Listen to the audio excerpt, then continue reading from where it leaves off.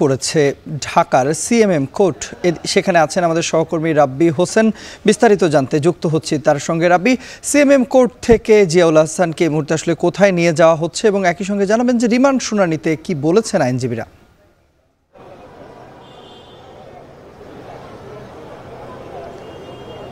Tanmoy, new market থানায় পাপোশের দোকানের কর্মচারী শাহজাহান হত্যা মামলায়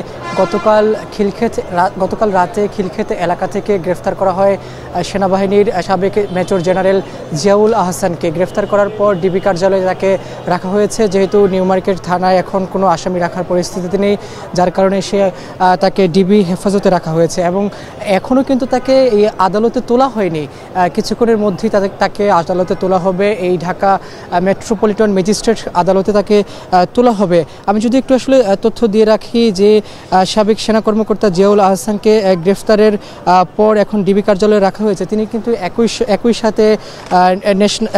সাথে আমরা যতদূর জানি যে এনটিসিএমসি এর সাবেক মহাপরিচালক, তিনি এই দায়িত্ব থাকা অবস্থায় নানাভাবে তিনি কিন্তু সমালোচিত ছিলেন, কারণ বিভিন্ন সময় তিনি গুপ্তচরের কারণে বিরোধী যে দলগুলো তার বিরুদ্ধে এক ধরনের অভিযোগ এনেছিলেন, যার কারণে অনেক সময় তিনি আসলে সমালোচিত ছিলেন। পাশাপাশি যদি আমি একটু তথ্য দিয়ে রাখি যে গতকালকে আত্মগোপনে থাকা অবস্থায় তাকে আসলে খিলক্ষেত থেকে গ্রেফতার করা হয়। আরেকটু যদি বলে রাখি যে ছাত্র জনতার আন্দোলনের মুখে গত 5ই আগস্ট শেখ হাসিনার পদত্যাগ ও দেশ ছাড়ার একদিন পর সেনাবাহিনীর যে শীর্ষ পদে রদবদল করা হয়, এর অংশ হিসেবে গত 6 আগস্ট এক বিজ্ঞপ্তিতে মেজর জেনারেল জিয়াউল আহসানকে চাকরি থেকে অব্যাহতি দেওয়া হয় এবং পাশাপাশি তিনি র্যাবের কিন্তু অতিরিক্ত মহাপরিচালকের গোয়েন্দা শাখার দায়িত্ব তিনি আসলে পালন করেছেন। আজকে তাকে আদালতে তোলা হবে, আরাফাতুর রহমান রাকিবের আদালতে তাকে তোলা হবে এবং সেই আদালতে তোলার পর পুলিশ তাকে 10 দিনের রিমান্ড চেয়ে আবেদন করেছে এবং এই আবেদনের পরিপ্রেক্ষিতে কত দিনের রিমান্ডের মঞ্জুর করা হয় সে বিষয়টি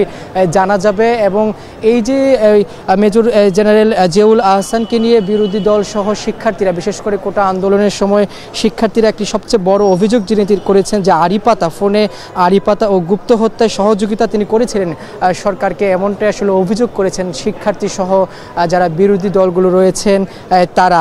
তবে আসলে এই যে আমি যদি আরেকটু তথ্য দিয়ে রাখি যে একই মামলায় নিউ মার্কেটের যেই হত্যা মামলা, সেই হত্যা মামলায় কিন্তু গত 13ই আগস্ট গ্রেফতার করা হয় সদরঘাট থেকে সাবেক আইনমন্ত্রী আনিসুল হক এবং সাবেক প্রধানমন্ত্রী শেখ হাসিনার বেসরকারি শিল্প ও বিনিয়োগ উপদেষ্টা সালমান এফ রহমানকে। ঠিক একই এই মামলায় কিন্তু গতকালকে এই মেজর জেনারেল জিয়াউল আহসানকে গ্রেফতার করা হয় এবং এখন কিছুক্ষণের মধ্যেই তাকে আদালতে তোলা হবে এবং 10 দিনের রিমান্ডটি চেয়েছে। সেই রিমান্ড আসলে কতদিনের মঞ্জুর করা হয় সে বিষয়ে আসলে পরবর্তীতে জানা যাবে, যখন আদালতের কার্যক্রম বা এই মামলার শুনানিটি আসলে শুরু হবে। ততক্ষণ পর্যন্ত আমাদের আসলে অপেক্ষা করতে হবে। এই ছিল সিএমএম কোর্ট থেকে আমার কাছে সবশেষ খবর। সাবেক সেনা কর্মকর্তা জিয়াউল আহসানের রিমান্ড শুনানির বিস্তারিত জানাতে সিএমএম কোর্ট থেকে আমাদের সঙ্গে যুক্ত হয়েছিলেন সহকর্মী রাব্বি হোসেন।